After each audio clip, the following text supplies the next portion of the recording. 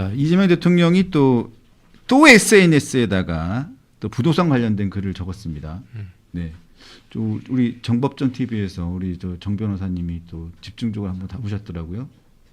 안 했는데요. 이거 안 하셨어요? 제가 네. 본 것 같은데 장특공제. 아니요, 안 할 거예요. 할 생각은 있어요. 할 생각은 있으시구나. 네. 아, 하지 말까요? 뭐 해도 그만 안 해도 그만. 이 내용을 좀 아십니까? 뭐 어느 정도는 조금은 아는데 그렇게 좀 뭐 이것저것 더 찾아봐야 되겠다 그 생각은 듭니다. 그런데 이 장특공제 폐지를 지금 갑자기 다시 꺼내든 이유, 그 민주당에서는 지금 반응이 이거는 우리 당론이 아닙니다. 우리는 이거를 법으로 이거를 추진할 생각이 없습니다. 이렇게 반응이 나왔단 말이에요. 바로. 그게 왜 그러냐면요. 네. 장특공이 그 장기 특별 공제잖아요.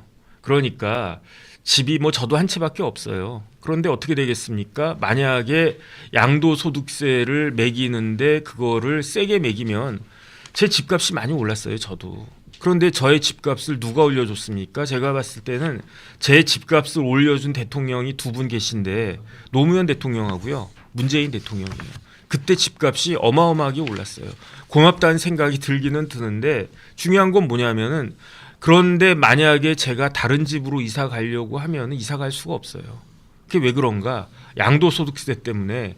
예컨대 우리 집이 30억인데 거기서 양도세로만 5억 내면은 25억 남는데 그것만 냅니까? 뭐 취득세, 등록세 또 내야 되지 않습니까? 복비도 이제 뭐 비율대로 내니까 어마어마하게 높아졌단 말이에요. 그러면은 30억짜리 집 팔아가지고 24억짜리 집으로 간다라고 하면 갈 수가 있겠습니까? 뭐 집이 그냥 아주 어려워져가지고 집을 팔 수밖에 없는 그런 상황이 아니면은 집을 팔 수가 없어요. 그럼 어떻게 되겠는가? 그냥 거기 그냥 살 수밖에 없다는 그런 이야기인 거죠.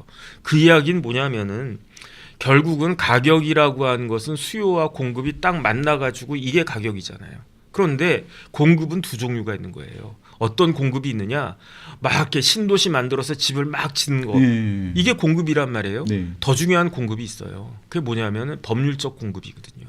그러니까 그 기존에 집을 가지고 있던 사람들이 집을 내놓으면은 집을 짓지 않아도 공급이 이루어진다고요. 그렇죠. 예. 그런데 그거를 막아놨기 때문에 노무현 때 문재인 때 집값이 오른 것이다라고 저는 생각하거든요. 네. 아니, 제 생각이 아니에요. 이거는 우리나라 경제학교 회장님이 그런 말씀을 갖다 하셨었어요. 그런데 제 생각에 만약에 저 대통령 시켜주거나 아니면 저 국토부 장관 전권을 가진 국토부 장관 시켜주면 우리나라 집값 서울 집값 진짜 한 30%는 내리게 할 자신이 있습니다. 방법 딱 하나예요. 뭐냐면은 장특공을 없애는 게 아니고 양도소득세를 없애면 우리나라 집값 30%는 빠질 거라고 저는 그렇죠. 생각합니다. 양도소득세를 없애면 양도소득세를 없애면 어떻게 될 거냐면 많이 팔겠죠. 양도 차익을 본 사람들이 있을 거예요. 네. 그럼 팔고 싶겠지. 네. 그럼 판단 말이에요. 그럼 내가 팔면 유병수도 팔 거고 옆에 있는 사람들도 사람들이 팔기 시작하네. 경제는 심리라고 그랬어요. 집을 갖다가 내가 들고 있는 게 유리하다라고 생각하니까 사람들이 집을 들고 있고 그러니까 공급이 안 나오고 공급이 안 나오는데 수요는 있으니까 그러니까 집값이 올라가는 거 아니었겠습니까?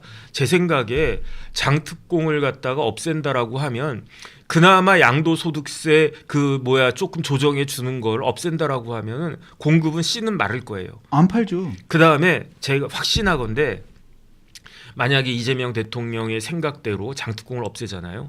집값이 천정부지로 올 더 겁니다. 올 거. 왜 오르겠습니까? 지금 삼성전자가 보너스가 얼마입니까?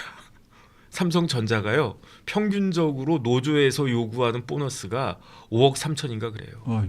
1인당 평균적으로. 삼성전자 직원이 뭐 몇만 명이 되는데 1인당 5억 얼마를 요구해요. 그런데 삼성전자에서 제시한 게 3억 5천인가 그래요. 그러니까 미니멈 그 사람들은 3억 5천 정도는 깔고 있는 거야. 거기에다가 더하면 4억 5억 이렇게 받을 수 있단 말이에요. 거기에다가 또 어떤 회사가 있습니까? 하이닉스가 있잖아요. 그러니까 예컨대 이제 행복한 상상을 해봐요. 그러니까 유병수가 차장은 차장인데 TV조선 차장이 아니라 삼성전자 차장이야. 그러면 평균 해가지고 뭐 한 4억 5천 받는다고 쳐요. 그럼 차장이면 조금 더 받지 않겠습니까? 5억 받는다고 쳐요. 5억 가지고 뭐 하겠습니까? 강남에 집 사겠지. 왜 강남에 집을 사겠습니까? 내년에도 또 5억 받고 내후년에도 5억 받고 반도체 슈퍼 사이클이니까. 하이닉스하고 삼성전자 직원들 중에 상당수가 예컨대 부부가 삼성전자 하이닉스 다닌다고 쳐봐요. 이번에 그냥 한 방에 10억씩 받는 거야. 제가 봤을 때는. 그런 돈이 지금 있는데 그 돈이 어디로 몰리겠는가. 그 돈이 또 강남으로 몰릴 거 아니겠습니까? 그런데 양도소득세를 장특공을 폐지해버리면 양도소득세 무서워서 내가 팔려고 생각했던 사람들도 묶어놓을 거란 말이에요. 그렇겠죠. 그러면 수요는 늘어나는데 공급은 더 없어. 그럼 가격이 이만큼 오를 거예요. 그 다음에 벌써부터 예측되면 당장 이제 한 40 며칠 뒤에 이제 선거가 있을 건데 지방 선거가 그러면은 이제 민주당에서 이제 정원호 후보가 시장되면은 그러면은 또 집값도 오르겠네. 그다음 집 팔지도 못하겠네. 거기에다가 보유세 또 엄청 두들겨 맞겠네. 내가 삼성전자나 SK 하이닉스나 그러면은 그냥 보너스 뭐 한 5억 10억 받은 거 가지고 거기서 옛다 보유세 낼 수 있을 건데 그렇지 않으면 그것도 어떻게 해야 되나. 한 달에 얼마 뭐 500만 원 600만 원 받아가지고 그 빚내 가지고 또 보유세 내야 되나. 이런 걱정할 수밖에 없잖아요. 이런 것들을 좀 생각을 하고 그 정책을 해야지. 그렇지 않으면은 문제가 심각할 수 있지 않나 그 생각 듭니다. 이거 가지고 있을 수도 없고 그렇게 팔려고 보면 양도세도 엄청 내야 되고 이거 지금 뭐 이재명 대통령 생각이 무슨 생각인지 잘 모르겠어요. 뭐 이재명 대통령은 집을 파신다고 했으니까 아직 팔았는지 안 팔았는지 아직 안 모르겠지만 팔렸잖아요. 어쨌든 팔 거니까 예. 그러니까 보유세로부터 자유롭지 않겠습니까? 그 다음에 빨리 파시면은 양도세 그것도 혜택 받지 않겠습니까? 나머지 사람들은 알아서 각자 도생해라 그런 거 아닌가 싶습니다.